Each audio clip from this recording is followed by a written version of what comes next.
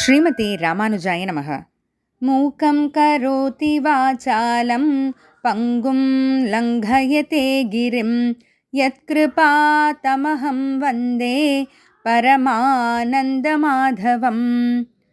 நாள்தோறும் பகவத்கீதையில் இந்த 4வது அத்தியாயத்தில் கடந்த சில ஸ்லோகங்களில் பகவான் கர்மயோகத்தையே எப்படி செய்யணும், அப்படி செஞ்சுட்டு வந்தால் எப்படி நமக்கு வரக்கூடிய பாவங்கள் எல்லாம் தவிர்க்கலாம், இல்லை வந்துவிட்ட ஆல்ரெடி பாவங்கள் புண்ணியங்கள் எல்லாம் எப்படி இந்த கர்மயோகத்தில் இருக்கக்கூடிய இந்த ஞான பாகம், அதாவது ஞானம்ன்ற அந்த அக்னினால் நெருப்புனால் அழிச்சிடலான்லாம் சொல்லிட்டு வந்தார். இப்போ வரப்போகிற இந்த 21, 22, 23வது ஸ்லோகங்களில் பகவான் இதுவரைக்கும் சொன்னதே தான் ஒரு சம்ம பண்ணி ஒரு சேர்த்து நமக்கு புரிகிற மாதிரி சொல்ல போகிறாரு. அதாவது நம்ம செஞ்சுட்டு வர செயல்களையே தான், ஆனால் எப்படி பாவம் வராமல் மன நிம்மதியோட சாந்தியோட மறுபிறப்பு வராமல் இருக்கிற மாதிரி எப்படி கர்மயோகம் செய்கிறது அப்படின்றத பகவான் இந்த 3 ஸ்லோகங்கள் மூலமாக சொல்கிறாரு. அதில் முதல்ல 21வது ஸ்லோகம், நிராஷீரியத சித்தாத்மா த்யக்த சர்வ பரிக்ரஹ ஷாரீரம் கேவலம் கர்ம குர்வன்னாப்னோதி கில்பிஷம். ந ஆப்னோதி கில்பிஷம், அதாவது பாவங்கள் இல்லைன்னா இந்த சம்சாரம்ன்ற இந்த திரும்ப திரும்ப இந்த துக்க சுழல், அதாவது பிறப்பு இறப்பு பிறப்பு இறப்புன்ற இந்த சுழலை அடையிறதே இல்லை ஒருத்தர். அந்த ஒருத்தர் யார், எப்படிப்பட்டவர் அப்படின்றது தான் பகவான் சொல்ல போகிறாரு. நிராஷிஹி, அதாவது நம்ம செய்யக்கூடிய செயல்கள்னால என்ன பலன் வருதோ அந்த பலனில் ஆசை இல்லாமல் தாழ்ந்த பலன்கள், ஏன்னா பகவானை அடையணும் அப்படின்றது தான் இருக்கிறதுலே உயர்ந்த பலன்கும் போது மற்றது எல்லாமே தாழ்ந்ததாயிடும் இல்லையா. அப்போது நம்ம எப்போ பலனில் ஆசை வைக்கிறோம் அப்படின்ற அப்போ அந்த தாழ்ந்த பலனில் ஆசை இல்லாமல் அப்படின்னு தான் பகவான் சொல்ல வர்றாரு. எத்த சித்த ஆத்மா, இந்த இடத்துல சித்த அப்படின்னா சிந்தனை, அதாவது மனசு தான் சிந்திக்குது. இப்போ நமக்கே ஒரு சந்தேகம் வரலாம், மனசு புத்தி அப்படின்ட்டுலாம் பார்க்கும்போது. அதாவது என்னென்னா மனசுக்கே வெவ்வேறு நிலைகள் இருக்குது, குறிப்பாக 3 நிலைகள். அது என்ன அப்படின்னா, ஒன்று மனசு சிந்திக்கும் போது அதை சிந்தனை அப்படின்னு சொல்கிறோம். அதே இது என்னுடையது, இதெல்லாம் இது என்னோடது அப்படின்னு நினைக்கும்போது அதை அபிமானம் அகங்காரம் அப்படின்னு சொல்கிறோம். அதே மனசு ஏதோ ஒரு விஷயத்தை எடுத்து இதை செஞ்சே தீருவேன் அப்படின்னு அந்த உறுதி எடுக்கும்போது அதுக்கு புத்தி அப்படின்னு சொல்கிறோம்.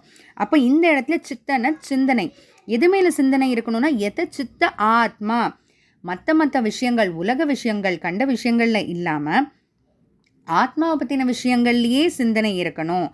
நம்மளுடைய அதுக்காக ஆசை இல்லாமல் யாரும் இருக்க முடியுமா, மற்ற விஷயங்கள்ல எல்லாம் கவனம் இல்லாமல் இருக்க முடியுமா அப்படின்னா அதெல்லாம் சுருக்கிக்கிட்டே வரணும். இருக்க தான் இருக்கும், ஏன்னா இந்த உலகத்தில் தான் நம்ம பிறந்திருக்கோம்.